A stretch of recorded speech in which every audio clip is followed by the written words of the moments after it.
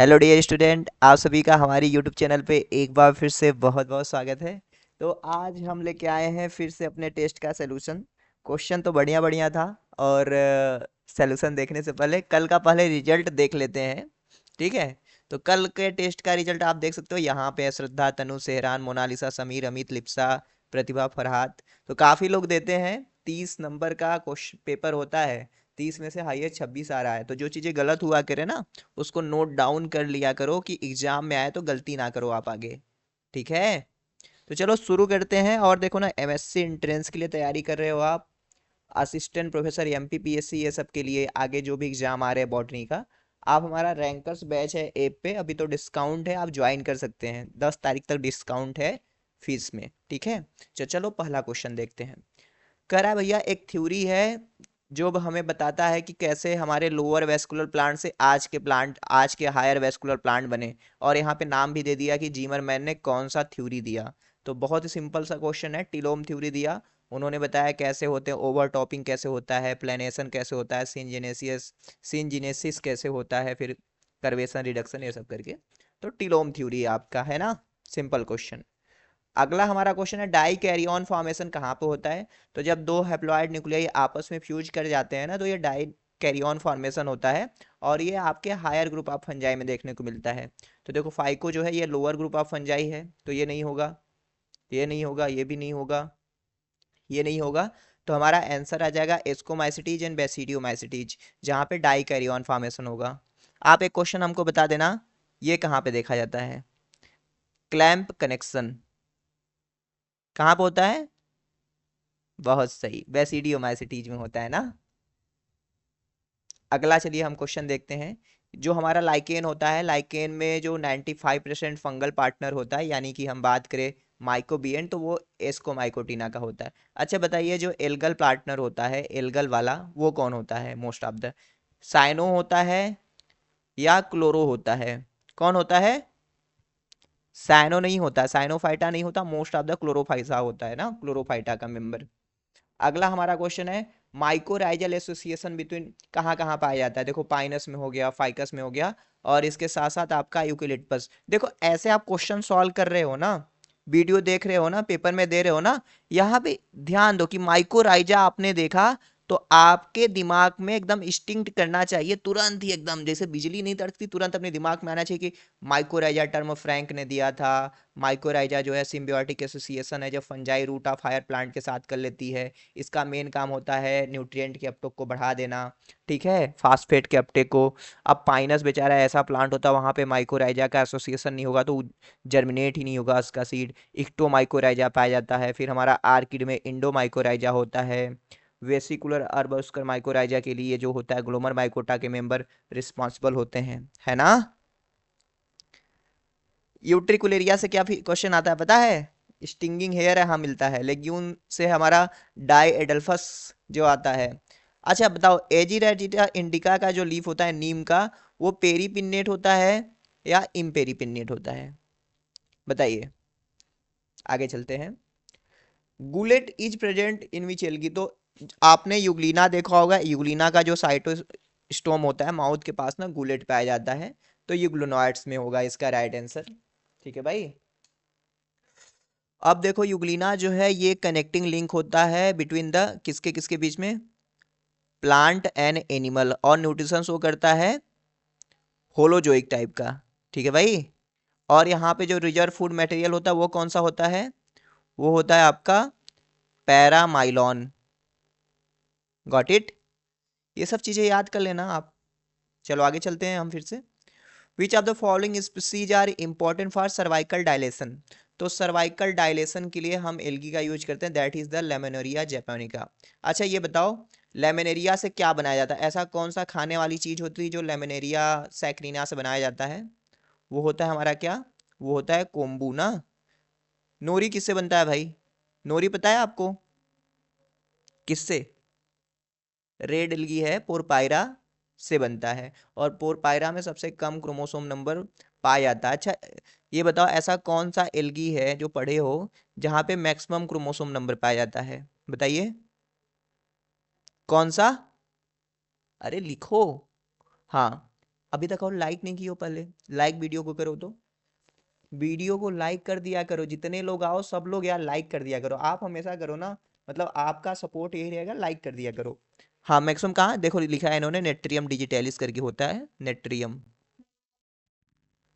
ठीक है, समझ गए ना? एक मिनट नेट बंद कर दो, नहीं तो फिर मैसेज आते रहेंगे।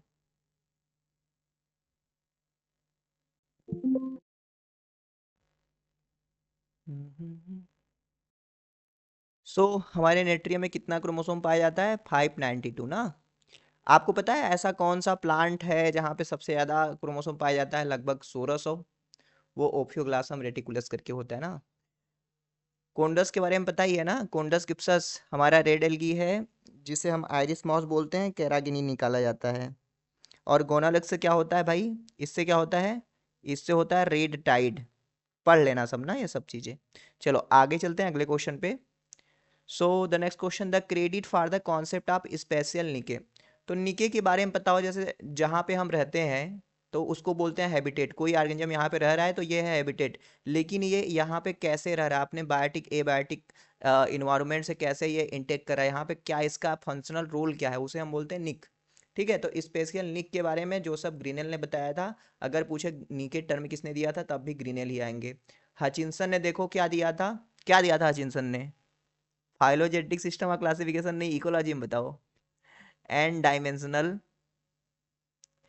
एम डायमेंशनल, हाँ निके हाइपर वॉल्यूम दिया था ना, निक हाइपर वॉल्यूम। ये जब मैं 2020 में एमएससी एंट्रेंस दिया था ना बीएचयू का, वहाँ पे आया था और मुझसे ये गलत हो गया था, सबसे पहले वहाँ पे मैंने। चार्ल्स एल्टन ने एल्टोनियन पिरामिड के बारे में बताया था। Pyramid of number, pyramid of biomass and pyramid of energy.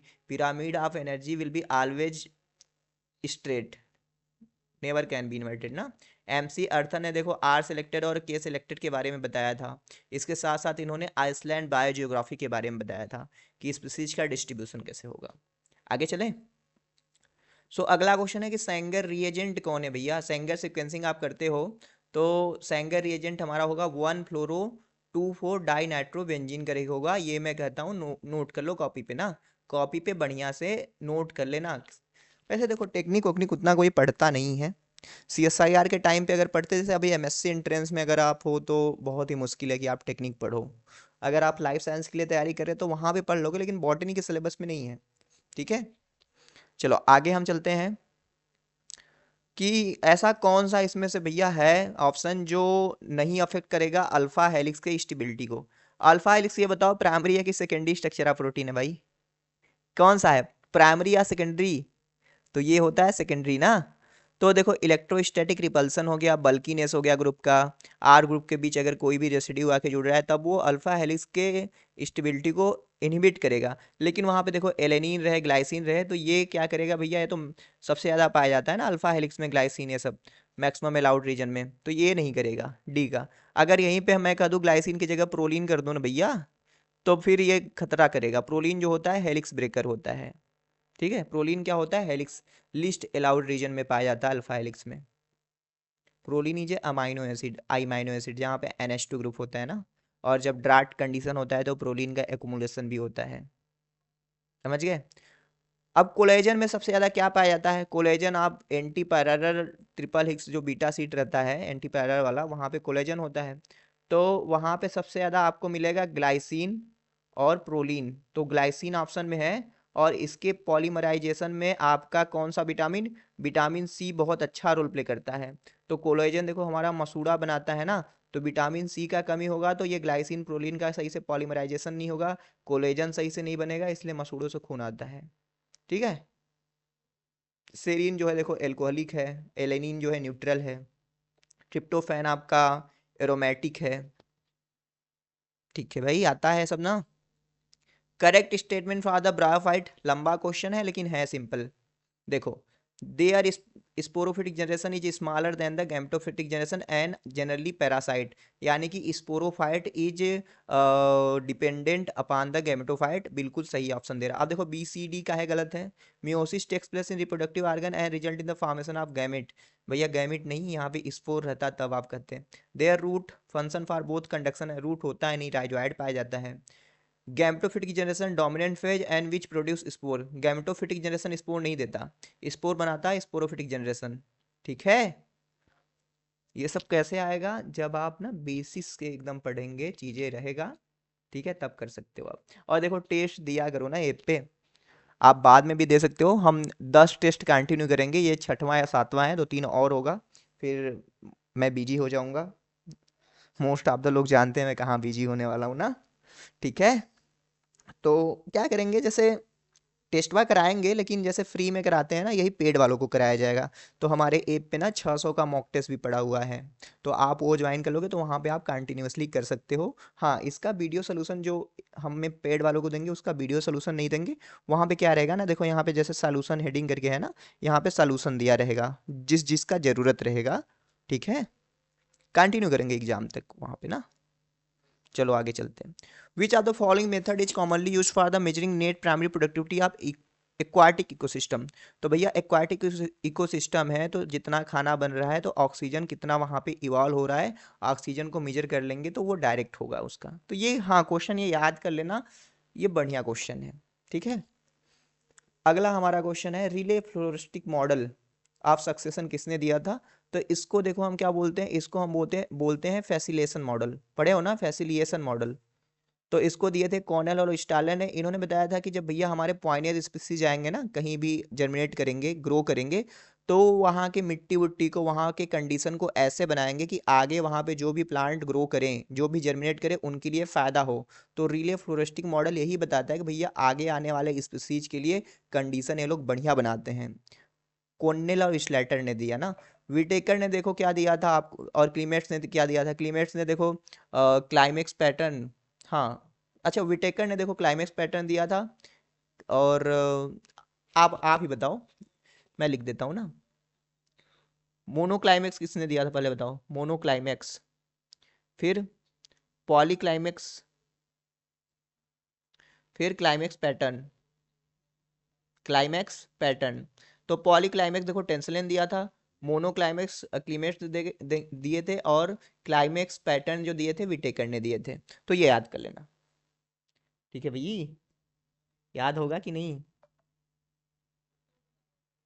Okay, चलो चलते हैं, देखते हैं अगला question. Which green house gas is more warming potential than the other gas. तो देखो सबसे ज़्यादा वार्मिंग पोटेंशियल तो जो मेथेन नहीं होगा, कार्बन डाइऑक्साइड, इन दोनों को लेके ना बहुत डाउट होता है। कहीं कहीं देखोगे तो नाइट्रस ऑक्साइड भी दिया रहता है। कॉन्सेप्ट भी बताते हैं लोग कि क्लोरोफ्लोरोकार्बन रहता है ना, मोस्ट ऑफ द क्लोरोफ्लोरोकार्बन ना बिजी रहता है ओजोन को डिप्लीट करने में।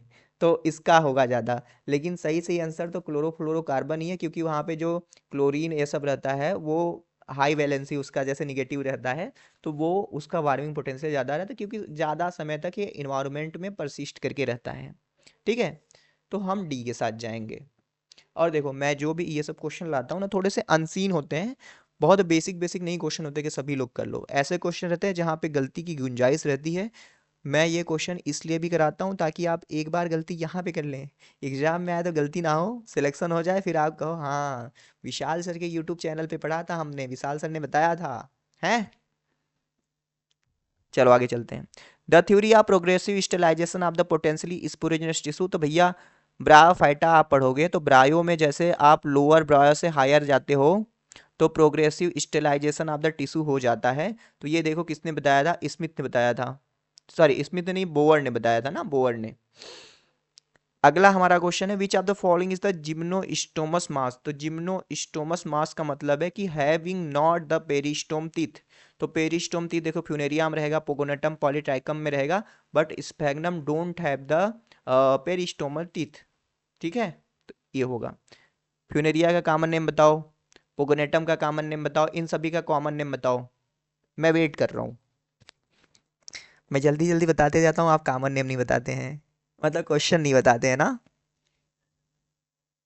कुछ लोग तो बाद में देखते हैं, सोचते हैं कि नहीं रात को हम नहीं देखेंगे, हम बाद में देखेंगे।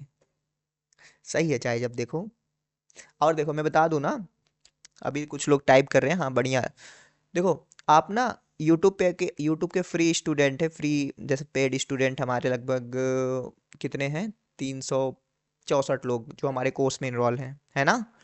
अगर आप यूट्यूब पे पढ़ रहे हो फ्री में, तो आप ना हमारा ना वो क्रैश कोर्स करके होगा, उसको आप देख लेना बढ़िया से, और ढेर सारे पीवाईक्यू उसको सॉल्व कर लो। ठीक है, और आप भी पेड स्टूडेंट बन ही सकते हो भाई। ठीक है, चलो आगे चलते हैं। Addition of the pollutant assimilated microbe are generally engineer micro, मतलब देखो एक जगह है भैया, एक जगह यहाँ पे ढेर सारा पॉल्यूटेंट है, ढेर सारा पॉल्यूटेंट है, तो यहाँ पे हम बाहर से ना माइक्रोब यहाँ पे ऐड कर रहे हैं, ताकि ये माइक्रोब जाए, इस सारे जो ऑर्गेनिक पॉल्यूटेंट है इसको खाएं और खा के ख़त्म कर दें, तो इसको हम बोलते हैं बायो आगुमेंटेशन।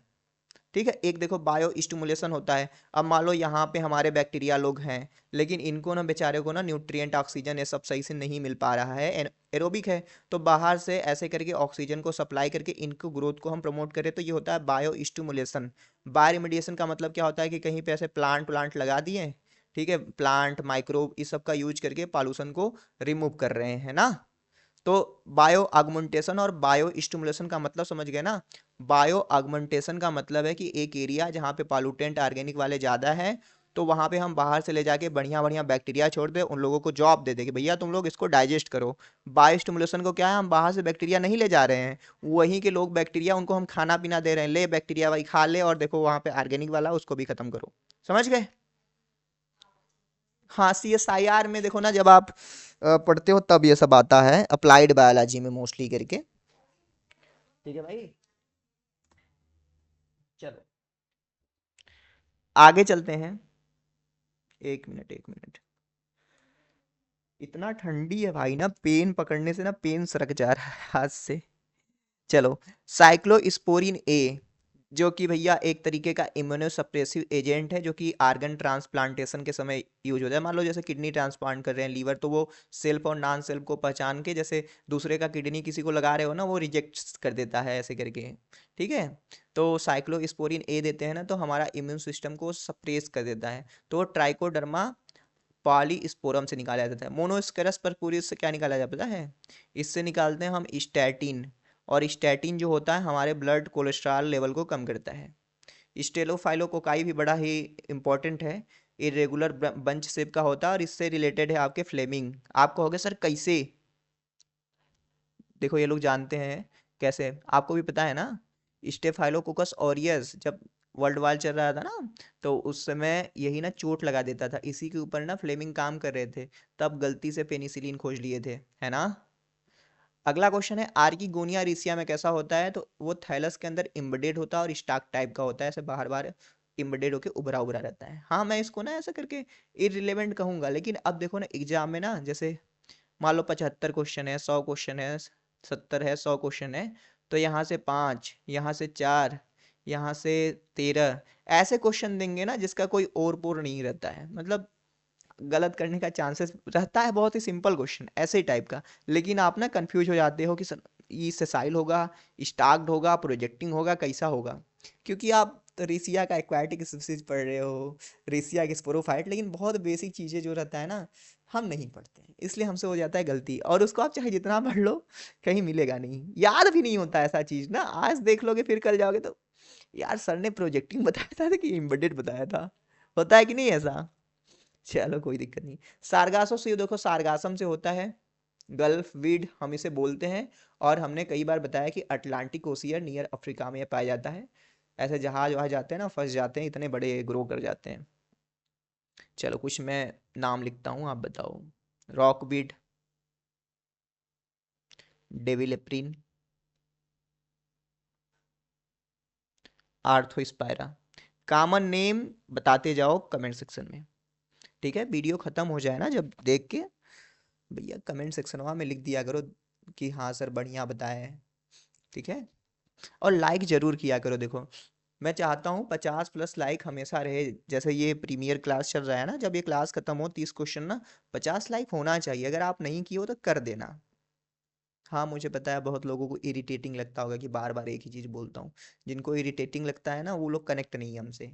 ठीक है, कनेक्ट हो जाओगे ना, जब आपका वो फ्रिक्वेंसी हमारे बातों से कनेक्ट हो जाएगी, तो आपको बातें बुरी नहीं लगेगी। आजकल तो ऑनलाइन टीचर को लोग तवज्जो ही नहीं देते भाई, कुछ भी कोई कमेंट करके चला जाता है, लेकिन कोई दिक्कत नहीं, हमारा काम है भाई, देखो हम करेंगे। ठीक है, इक्विसिटम एंड मार्सीडिया कहाँ से बिलोंग करता है, किस सब डिवीजन से, तो इक्विसिटम हमारा स्पिनोसिडा से आता है, और मार्सीडिया टेरोप्सिडा से आता है। तो सिंपल क्वेश्चन है। अगला क्वेश्चन है कि भैया ग्राम स्टेनिंग के लिए कौन सा गलत है। अब देखो ग्राम स्टेनिंग, इसको देख के क्रिश्चियन ग्राम 1884 में एक ऐसा टेक्निक दिए थे जिससे हम ग्राम पॉजिटिव और ग्राम नेगेटिव बैक्टीरिया को अलग अलग पहचान सकते हैं। इसके लिए इन्होंने क्रिस्टल वायलेट का यूज किया। जब इन्होंने दोनों बैक्टीरिया को क्रिस्टल वायलेट से स्टैन किया तो सारे क्या हो गए, पर्पल कलर के हो गए। फिर क्या हुआ कि भैया उनको स्टैन करने के बाद इन्होंने आयोडीन का यूज किया मॉर्डेंट का, ताकि फिक्स हो सके। फिर उनको एल्कोहल से धुआ तो छूट गए, कुछ बैक्टीरिया हो गए एकदम वाइट कलर के, नहीं कलर नहीं था। फिर उसको काउंटर स्टेन दिए सैफरानिन तो वो पिंक कलर के हो गए। बस यही कॉन्सेप्ट है। Mycobacterium tuberculosis stand blue because of the thick lipid layer. Lipid का लेयर नहीं होता भाई, ठीक है। पेप्टिडोग्लाइकन रहे तो समझ में आए, तो ये हमारा गलत हो गया। Streptococcus pyogenes stain blue because of the thick peptidoglycan layer, सही है। Escherichia coli pink because of the thin peptidoglycan layer, ये ग्राम नेगेटिव है, सही है। Mycoplasma pneumoniae is not visible in gram stain because it has no cell wall, तो ये भी सही है ना, सिंपल था। Pitcher shaped embedded structure having lining of conidiophore, इसको हम क्या बोलते हैं, पाइसिडियम बोलते हैं। ठीक है। सिनेमा जो होता है ऐसे ब्रांच ब्रांच ऐसे करके स्ट्रक्चर होता है, ठीक है, ऐसे करके बंच लाइक ऐसे फ्रूटिंग बॉडी होता है। चलो आगे चलते हैं। बंगाल फमाइन जो आया था वो किसकी वजह से आया था, तो वो फाइटोप्थोरा इन्फेस्टेंस की वजह से आया था। वहाँ पे सारे पोटैटो क्रॉप खत्म हो गए थे। क्यों आया था, कौन सा डिजीज हो रहा था, तो वो डिजीज का नाम था late blight of potato. Bengal famine के बारे में जानते हो, ये देखो ये जो था ना, ये एक्चुअली में बंगाल फमाइन था। लीफ स्पॉट ऑफ राइस हो रहा था इसकी वजह से, ठीक है।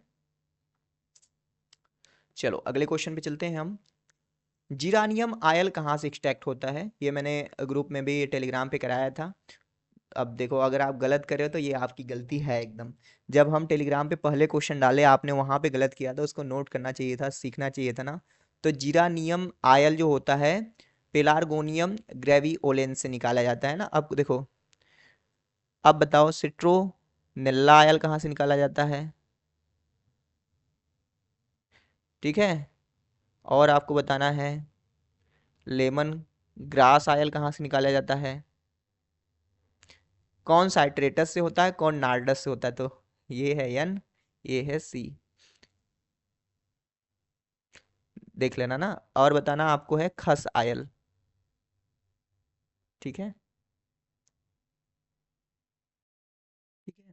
तो सिट्रोनेल्ला आयल कहाँ से होता है, सिट्रोनेल्ला आयल ऑब्टेन होता है आपका सिम्बोपोगान नार्डस से, और लेमन ग्रास होता है आपका साइट्रेटस से। खस आयल विटिवेरिया से। आपको ये भी बता देना है इसके साथ साथ कि यलांग यलांग आयल जो होता है, यलांग यलांग आयल ये कहाँ से होता है, ठीक है। किससे होता है, कनंगा ओडोरोटा से। और ये फैमिली का किस फैमिली का है, एनोनेसी का है ना, ये तो आपको पता ही है। अगला क्वेश्चन है a red or orange dye use to dyeing स्किल obtain from the pulp that surround the seed, silk है, ठीक है। रेड और ऑरेंज डाई होता है जो कि पल्प से निकाला जाता है। तो ये सिंदूर प्लांट हम बोलते हैं ना, आपको पता होगा। बिक्सा ओरेनेला जो होता है वो। एजिल मार्मोलस का फ्रूट का नाम बता बता दो तो। बेल, बेल के फ्रूट का नाम एम्फी सार्का ना, एम्फी सार्का होता है। चलो आगे चलते हैं हम। पाल्मासोरा आयल कहाँ से निकाला जाता है, तो पाल्मासोरा आयल निकाला जाता है देखो सिम्बोपोगान मार्टिनी से। तो याद कर लेना, सिम्बोपोगान नार्डस, सिम्बोपोगान साइट्रेटस, सिम्बोपोगान मार्टिनी, ठीक है, आ सकता है। फेरुला असाफोइटिडा बड़ा इंपॉर्टेंट है। ओलियोरेजिन गम इसके रूट से निकाला जाता है, रूट के लैटेक्स से, जिसको हम बोलते हैं हींग एक्चुअली में ना। और इसका फैमिली जो होता है क्या होता है हमारा, एपीएसी होता है, धनिया वाला फैमिली, ये हड़द है। कराया गम कहाँ से निकाला जाता है देखो, तो कराया गम निकाला जाता है हमारा ईस्टरकूलिया यूरेन से, ठीक है। तो ये सब चीज़ें हाँ जानता हूँ, आउट ऑफ द बॉक्स चीज़ें हैं, लेकिन याद करोगे नोट करोगे तो ज़्यादा सही रहेगा। सेमी फर्मेंटेड टी कौन है भैया, यहाँ पे उलांग टी जो है ये सेमी फर्मेंटेड टी के अंदर आएगा, ट्री नहीं। सल्फोनामाइड, ये तो रिपीटेड क्वेश्चन हमने पहले भी कराया था कि बैक्टीरिया जो होता है फोलिक एसिड मेटाबॉलिज्म करता है तब ताकि जिंदा रहे, लेकिन उसे सल्फोनामाइड देंगे ड्रग ना तो वो para amino benzoic acid metabolism को इनहिबिट करेगा। कम्पिटिटिव इनहिबिशन का ये एग्जाम्पल है। तो देखो इस तरीके से हम कराते रहेंगे चीज़ें, यूट्यूब पे हम वीडियो लाते रहेंगे। आपको करना क्या है, देखते रहना है और सीखते रहना हमारे साथ में, है ना। टेलीग्राम पे नहीं ज्वाइन हो, botany the burning desire join होना। ऐप नहीं डाउनलोड किया, ऐप डाउनलोड कर लेना भाई। और अगर आप सीख रहे हो बढ़िया बढ़िया तो ऐप पे हमें रिव्यू और रेटिंग भी दे सकते हो। देखो हमारा काम है, हम करते हैं तो भैया हम कहेंगे करने के लिए, और जिनको नहीं करना है वो ना करे, है ना। चलो मिलते हैं।